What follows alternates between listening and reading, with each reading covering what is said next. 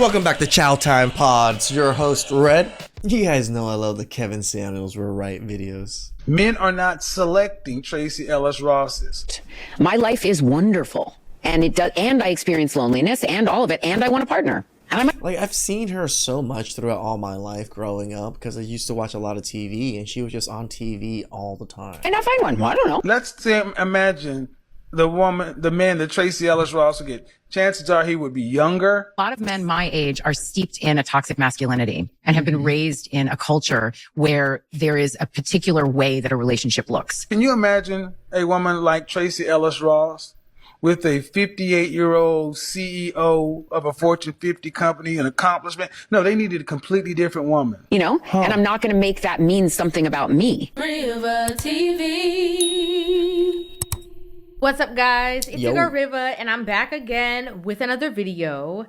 Tracy Ellis Ross is going viral all over again in regards to her singledom, okay? As we know, she has somehow become the spokesperson of being, unmarried and having no children and being like, a boss chick in the limelight. And so she sat down and she did an interview. And interestingly enough, a lot of her comments that she said in the interview actually ring true to a lot of the comments that Kevin Samuels had about Tracy Ellis Ross in the past. Men are not selecting Tracy Ellis Ross's. So we're going to go ahead and dive into the conversation. Of course, if you guys are unaware of who Tracy Ellis Ross is, she is, the daughter of the legendary singer Diana Ross. I did not know that. As well as an actress. She starred on a TV show called Girlfriends that had numerous seasons, right? And she was known... That's what I knew her from, is from Girlfriends, yeah. For her role. Not that I watched it, but it was on TV a lot. On that TV show. And obviously she's had other roles. She's been on Blackish. She has, a hair care line, all of the things, right? So for this conversation in particular, she sat down with Trevor Noah. They discussed so many different things, but of course, if you're sitting down and you're talking to Tracy, somehow relationship status and all of that is going to come into the conversation. So we're going to go ahead and just dive right into it. I'm going to press play, pause, play, then give you guys my thoughts, my feelings, and my opinion on this entire situation. I love being silly. You know what I mean? Like, I always say to people, like when it comes to dating, one of the things I'm like, you can't think that I'm going to be the prize on your arm and be that thing where in my life I get to fly like an eagle every day. So obviously, this is how the conversation started off in regards to dating. She talked. Yeah, you don't want to be under a man's shadow because you cast such a big shadow yourself. I can somewhat understand her position, but it's just like, then what do you want? It's about how, she's so much, right? She's silly. She's this, she's that. She's, this humongous personality. And, she doesn't see how she should have to change that, right? To fit into the mold, to create. Like, even me, guys, like after my divorce, after mother passed, I changed myself. I got better. I told you guys I used to be quite ghetto myself. My speech was way worse than this. I used to use very similar vernaculars to what a lot of the videos that the women we watch used.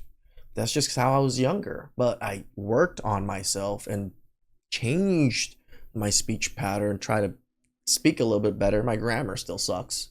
Reading still sucks, but I speak a little bit better. I sound a little bit more educated than I used to, right? This balance to be in a relationship when she can just be single and free and lively and, go about as she wants to and as she pleases and not be boxed into this space. And be as big as I want to be and as small as I want to be and as sexy as I want to be and as like to do all this. And then I'm going to cook it and don't get me wrong. Like I'm a caretaker and I'm going to cook for you and all those kinds of things, but not because you expect it, not because you want it. It's interesting, right? Because now she's saying like, I will do the things, I will do the nurturing things, the domestic things, but not because that person wants me to, not because a man who's in a relationship with me should be benefiting from any of the things of actually being in a relationship with me. It will just be if the wind blows right one day and I just feel like doing it.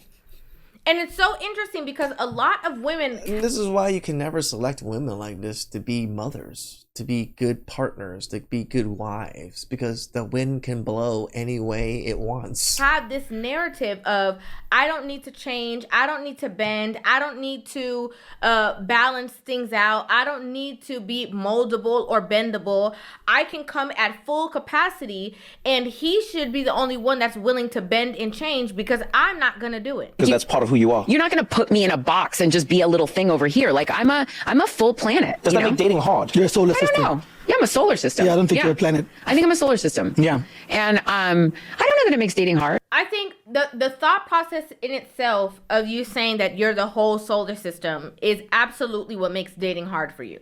Because if dating was not hard for Tracy Ellis Ross, she would have a husband. True. Okay? At the very least, she would have a relationship, and she has neither. Okay? So obviously, the dating, space for her is not as easy as she's trying to make it seem, or that she's not having any difficulty. Clearly, she is. And again, this is the problem with a lot of women where, they amass success in all of these different areas, and they feel like because there's other people fanning their flame or, igniting the fluff for them, that means that they're perfect in all aspects. Just because you might be a great actress, just because you might be a great businesswoman, does not mean that you would be great in a relationship. I don't know. I mean, I've dated younger guys, and that's been interesting. And then sometimes it's not. I mean, it's individual. Do you know what I mean? Yeah, it's always individual. Men my age often. I don't know. I think it's individual. Every guy is different. So, at what point, if you've dated a age range of men, if you dated men your age, men younger, older, different types of men, different backgrounds, whatever the case is, at what point do you sit with yourself and say, maybe it's something I need to work on within myself? Because right now, what I see, a lot of the conversations that these women have, who, again, it kind of translates into coping instead of, you're not really, being able to pick, choose, and refuse, is the fact that they really do feel like they don't need to change anything, solve anything, and at the very least, they don't even need to, be reflective and figure out if it's maybe even just their choosing. They take no fault for anything or the wrongs that's going on in their dating lives, but then they act like, it has to be because of the other people out there. I will tell you. Finish your sentence first. No. Men your age? No, I'm not doing it. I'm not going to do it. The comments that she said about men her age, she doesn't need to re-talk about, because when she sat down with Michelle Obama, she talked about them, right? A lot of men my age are steeped in a toxic masculinity and have been raised in a culture where there is a particular way that a relationship looks. I think the real reality is that men her age are probably not going for women their age. Nope. Right? The men who are established, the men who are high earning. And it's so crazy because while this clip was, going around, it immediately made me think of the conversation that Kevin Samuels had about the reason why she would eventually in the future have to date younger. Men are not selecting Tracy Ellis Ross's. Not for marriage. She can still get it. There are a lot of guys who would slay that easy. I don't think she's all that attractive. I didn't think she was all that attractive even when she was younger. Would have no problem even being seen with her in public. But would a man that she wants do it? Let's say, imagine the man that Tracy Ellis Ross would get. Chances are he would be younger, maybe some up and coming young actor. Can you imagine a woman like Tracy Ellis Ross with a 58-year-old CEO of a Fortune 50 company, an accomplishment? No, they needed a completely different woman. So while, again, it's this very, fluff, inflated ego kind of like, I can pick, choose, and refuse, and I'm a solar system, and I'm all of these things, you have these men out there who we see, okay? There's still men out there. There's still people getting married. There's still, all kinds of things going on. You see that although there is a range of great men, great, interesting people that people can get into relationships with, date, or whatever, and marry, she's still having trouble in that aspect. There are really great guys out there. I'm not one of those women who's like, I don't know, I don't agree with it. I think there's really great guys out there. I think my thing is, think of how many people I know like me. Not so many. So maybe it'll take some time for me to meet the person that's a match for me. I remember having a conversation years ago, right? And there was a woman that I was talking to who was in a very long relationship, ended up getting out of the relationship for whatever reason, right? And I told her, I'm like, do not get comfortable being single. Keep the mind. If you want to be in a relationship again, you have to keep the mindset for two. You have to keep the mind frame for two. You sleep on one side of the bed because you know that eventually somebody else is going to be on the other side of the bed. Like you. I actually 100% agree with this. I agree with what Rivah is saying. Like, make space, keep space for that person in your life. Even though you don't have that person yet and you're pursuing to have a person there, make the space for them. You have to have that group thinking kind of mindset. Otherwise, you are going to grow, on your lonesome by yourself into solitude. And then when somebody comes around, you're going to find fault with everything. And that's exactly what I think happened. And that's the ultimate point. The longer you're by yourself, the less likely you can be a good fit for anybody else. They're not wrong.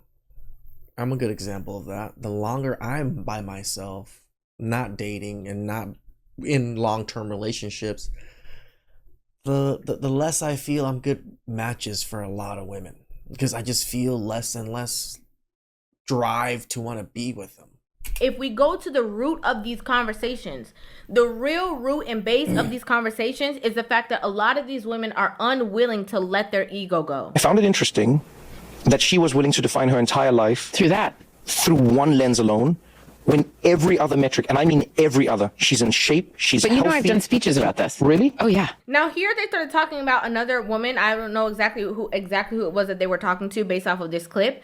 But basically, Trevor Noah's like, oh, I find it weird that, she, whoever this woman was, judged her life on the fact that she was unable to garner a relationship and have children, when in every other aspect of her life, she's been amazing. She has, all the things, she's this and that.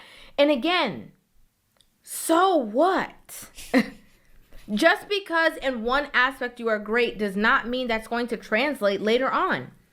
And just because... I mean, what do I always say? You can't do it all. You can't be a good husband, a good father, and a good businessman all at once. It's just so damn hard. You're going to let go at least one or two of those things if you're going to be top tier in one. Because the attitude and the movements that you have are great for you to be successful in business and successful in all these other ways, does not mean that those are the tools that you need in a relationship. Ironically, a lot of the things that are helping you in business are the things that you as a woman have to put down and put to the side to be able to be fruitful in a relationship. I'm going to ask you ladies, especially you women over 35, what are you going to be willing to give up? And before we even go any further, okay, you guys already know, if she want to be single, cool, right?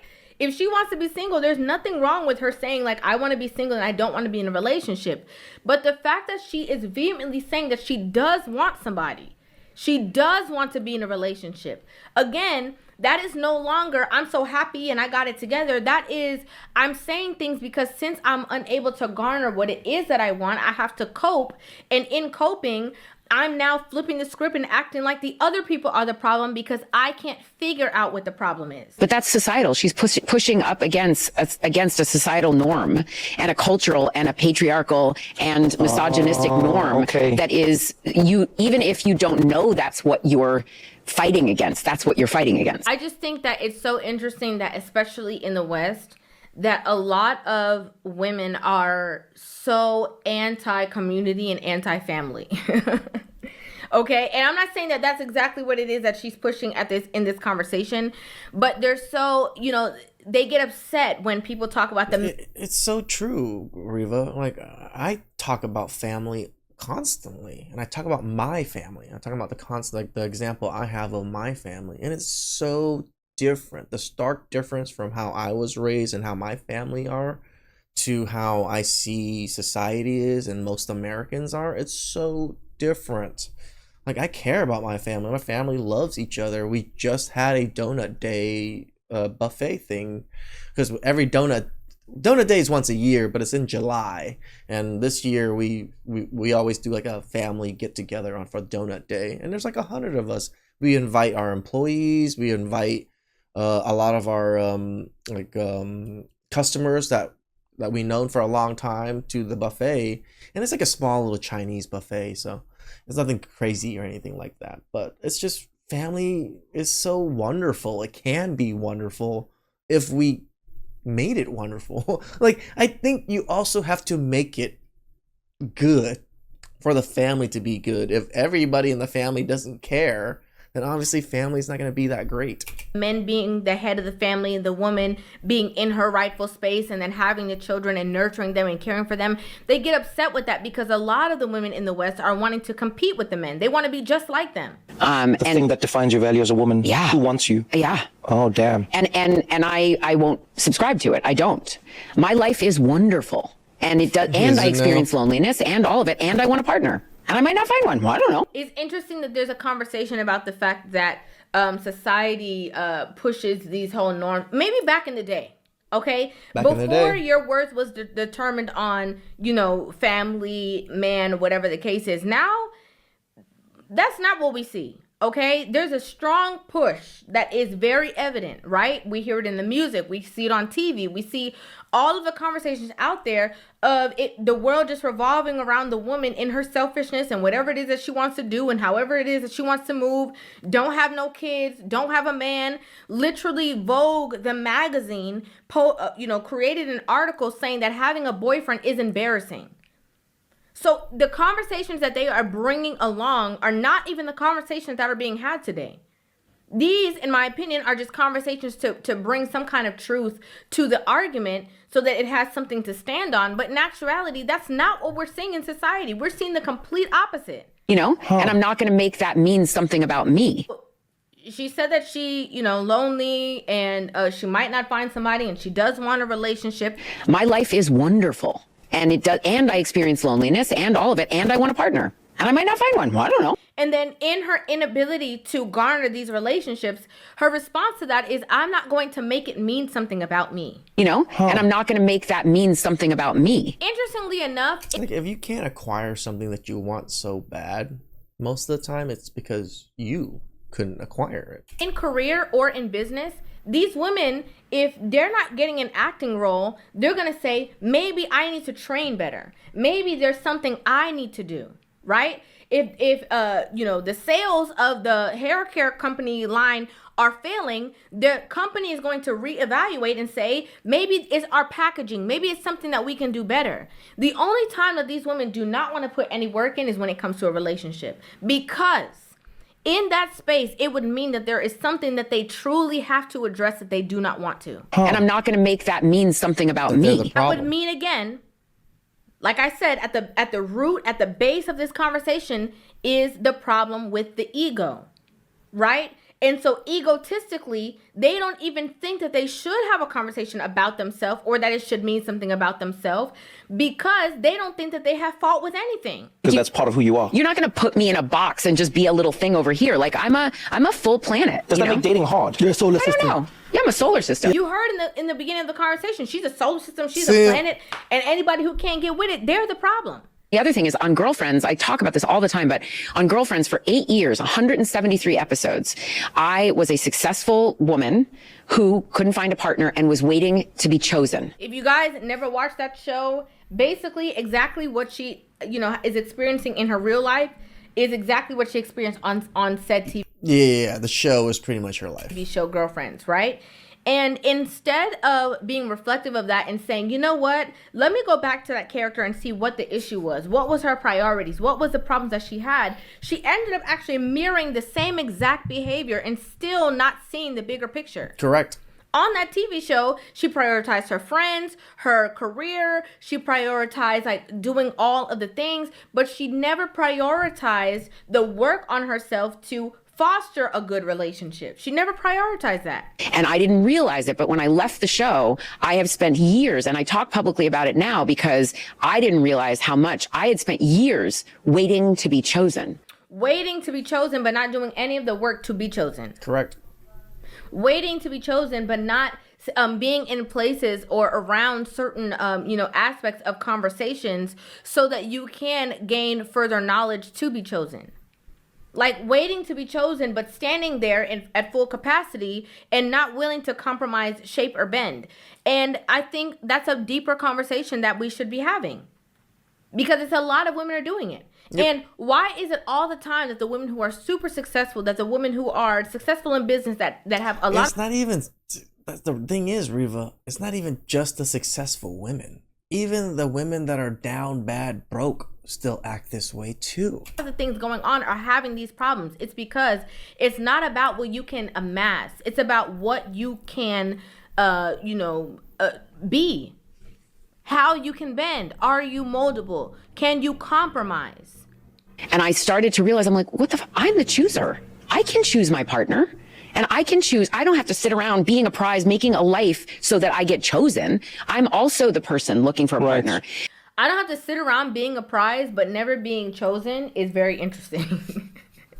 That's a very interesting contradictory. You ain't the prize, girl. Thinking, right? I don't have to sit here just being the prize, waiting to be chosen. Because when men see a prize, they wipe the prize. They cuff the prize. They lock down the prize because they realize that this is a prize. There has to be more to these conversations. I would love to know the people who she's dated in the past. I would love to hear their interpretations of dating her and experiencing her and how that goes for them. Because a lot of times these women have the conversation and they tell it in a way that they're always the victim, or, they're never been the problem, or they're not the problem. I would love to hear the people who have been in relationships with her and how they see the way that she goes about relationships. Having children.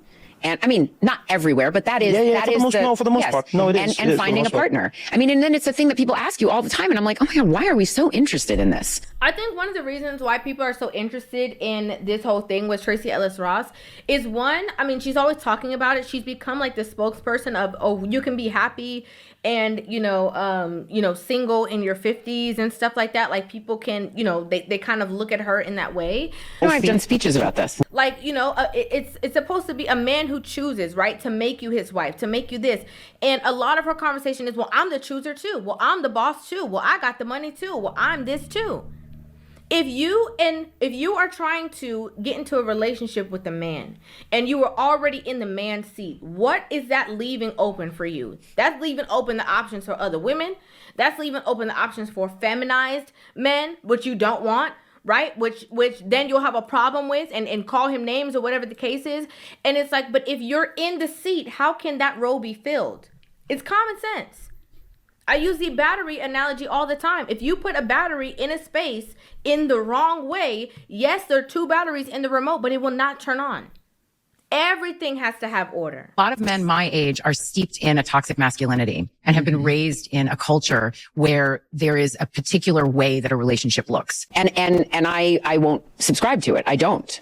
My life is wonderful. And it does, and I experience loneliness and all of it, and I want a partner. For people to say my life is wonderful, and I might not find one. What do I say? Well, life is good. I don't know. But like, there's something deeper rooted that is causing the issue in this situation. And again, in my opinion, I do believe it has something to do with an ego.